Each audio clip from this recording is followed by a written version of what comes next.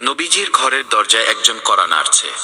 ফাতেমা রাদিয়াল্লাহু আনহা বললেন, বাবা, একজন নতুন লোককে দেখলাম দরজার পাশে। নবীজি বললেন, দরজা খুলে দাও, তিনি তোমাকে এতিম করতে এসেছে।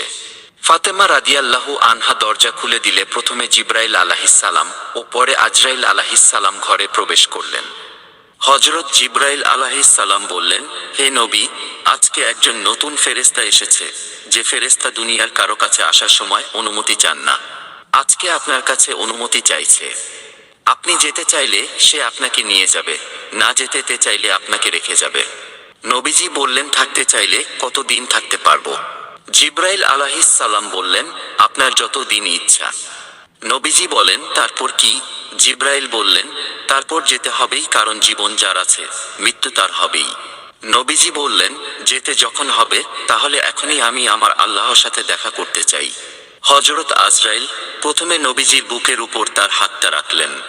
নবীজি বললেন, আমার মনে হচ্ছে বুকের উপর উহুদ পাহাড় রেখেছে। নবীজি বললেন, কি রাখলে আমার বুকের উপর? আজরাইল আলাইহিসসালাম বললেন, নবীজি, আমি জানি আপনি আল্লাহর সবচেয়ে সম্মানিত মেহমান, তাই আস্তে করে আমার হাতটা রাখলাম। নবীজি বললেন, তোমার আস্তে করে রাখা হাতের যন্ত্রণা যদি উহুদ পাহাড় রাখা সমপরিমাণ কষ্ট হয়, না জানি কত কষ্ট মৃত্যুর যন্ত্রণা। নবীজি বললেন, হে আজরাইল, আজকে কথা দাও, মৃত্যুর যত কষ্ট আজকে আমাকে দিয়ে দাও, তবু আমার দুর্বল উম্মতকে মৃত্যুর কষ্ট দিও না। আজরাইল বললেন, হে নবী, আমি যেহেতু জান কবজ করব, আমি বলে দেই, আপনি আপনার উম্মতকে বলে দেন তারা যেন 5 ওয়াক্ত ফরজ নামাজের পর আয়াতুল কুরসি পাঠ করে। আমি কথা দিলাম তারা মরণের কষ্ট তখন টের পাবে না। আয়াতুল কুরসির ফজিলত।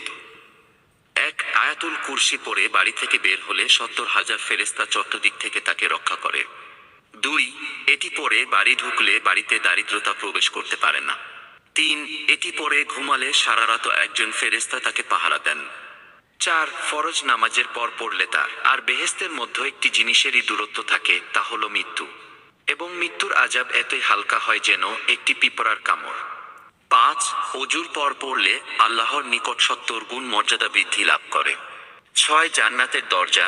হযরত আবু উমামা রাদিয়াল্লাহু আনহু থেকে বর্ণিত, তিনি বলেন, রাসূলুল্লাহ সাল্লাল্লাহু আলাইহি ওয়াসাল্লাম বলেছেন, যে ব্যক্তি প্রতি ফরজ নামাজ শেষে আয়াতুল কুরসি পড়ে, তার জান্নাতে প্রবেশ করতে মৃত্যু ছাড়া কোনো কিছু বাধা হবে না। 7, মর্যাদা সম্পন্ন মহান আয়াত। আবু যর জুনদুব ইবনে জানাদাহ রাদিয়াল্লাহু আনহু আল্লাহর রাসূলকে জিজ্ঞেস করেছিলেন, হে আল্লাহর রাসূল, আপনার প্রতি সবচেয়ে মর্যাদা সম্পন্ন কোন আয়াতটি নাজিল হয়েছে? রাসূলুল্লাহ সাল্লাল্লাহু আলাইহি ওয়াসাল্লাম বলেছিলেন, আয়াতুল কুরসি।